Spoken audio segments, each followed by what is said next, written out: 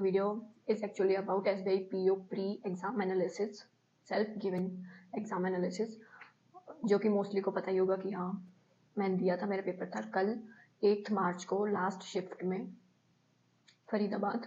इतना मैं पढ़ के गई नहीं थी, वो पहले ही बता देती हूँ। इतना कोई मैं तैयारी में थी नहीं, बस भर रखा था तो मैं देने चली गई थी। पेपर ठीक था।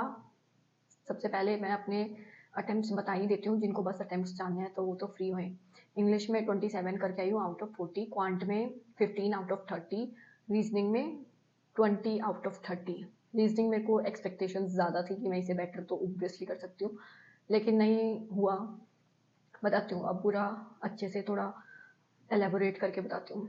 इंग्लिश में मेरे को था कि लेवल थोड़ा ठीक आएगा, पता नहीं क्यों ऐसे ही, क्योंकि SBI PO प्री है तो इंग्लिश का लेवल मेरे को एक्सपेक्टेड था, लेकिन नहीं था ऐसा कुछ। इंग्लिश में फिलर्स थे जो कि कोई इतने मुश्किल नहीं थे, 6-7 कुछ थे। वर्ड यूसेज थी कि ये वर्ड का किस जगह सही से यूज़ कर रखा है। आइडल और सबमिट। एक RC था, मॉडरेट था, मुश्किल बिल्कुल नहीं था।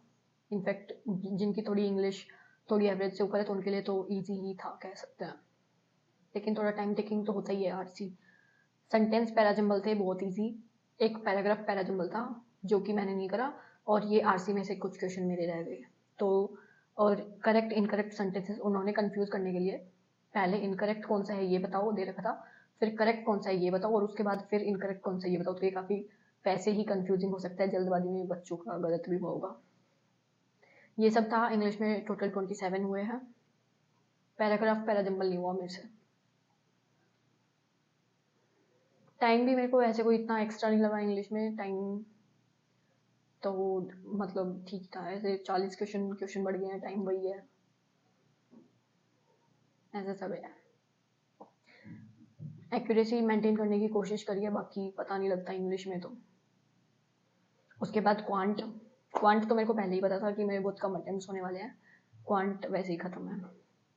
अरिथमेटिक बहुत भर भर के आ रखी थी। स्पीड मैथ्स जिसके भरोसे मैं गई थी वो बिल्कुल नहीं आई थी। इसमें टोटल 15 अटेम्प्ट्स हैं। 3 DI थी, 2 एक बार ग्राफ था, एक टेबल था। बार ग्राफ ईजी थी काफ़ी। उसके बाद टेबल वाली थी जिसमें कि एक साइड टोटल दे रखे थे, एक साइड विद रिस्पेक्ट टू, और ऐसे करके वो टाइम टेकिंग था काफ़ी उसका बनाना, सोल्व करना। 2 ऐसे वाली DI थी, एक लॉजिकल DI थी, वो मैंने हाथ ही नहीं लगाया, टाइम भी नहीं था।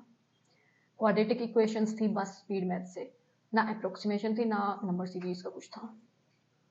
मतलब ये होते तो थोड़ा होता गुजारा मेरा, लेकिन ये थे ही नहीं। बस ये DI करके आई हूँ और क्वाड्रेटिक इक्वेशन करके आई हूँ, ये सब मिला के 15 अटेम्प्ट्स हुए हैं मेरे।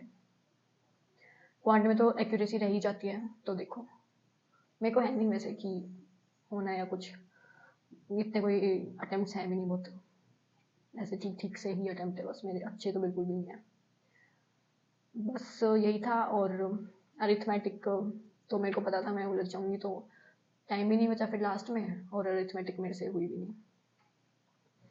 ठीक है, उसके बाद रीजनिंग मेरे को था कि हाँ, क्योंकि लास्ट मॉक जो मैंने दिया था उससे कॉन्फिडेंस थोड़ा हाई हुआ था, लेकिन फिर शुरू करते ही शुरू में उसमें इनइक्वालिटी के क्वेश्चन थे, वो चलो ठीक है हो गए।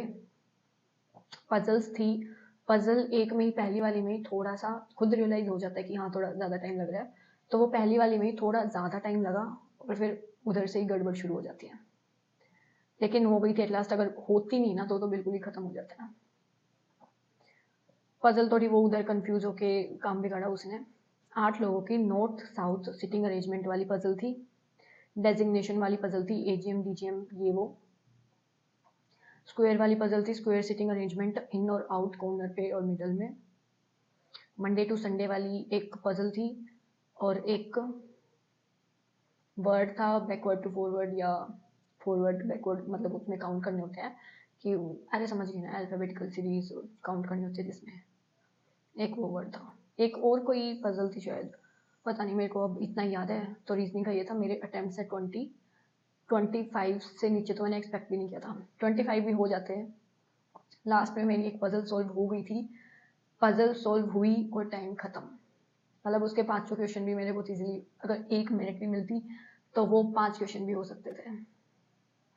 ठीक है, लेकिन दिस वॉज इट पेपर, इतना कोई मुश्किल साइड पे मेरे को तो नहीं लगा। मेरी तैयारी के हिसाब से इतने ही अटेम्प्ट होने थे, मुश्किल इतना कोई था नहीं, जिसकी तैयारी अच्छी होगी तो उनका अच्छा गया होगा। दिस वॉज इट मेरा पेपर। और कुछ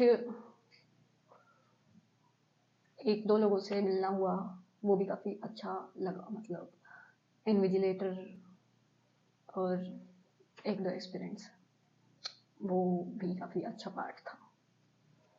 बस ठीक है, तुम लोग भी बताना तुम्हारे कितने कैसे अटेम्प्ट है और लेवल क्या लगा। मेरे को तो मुश्किल नहीं लगा।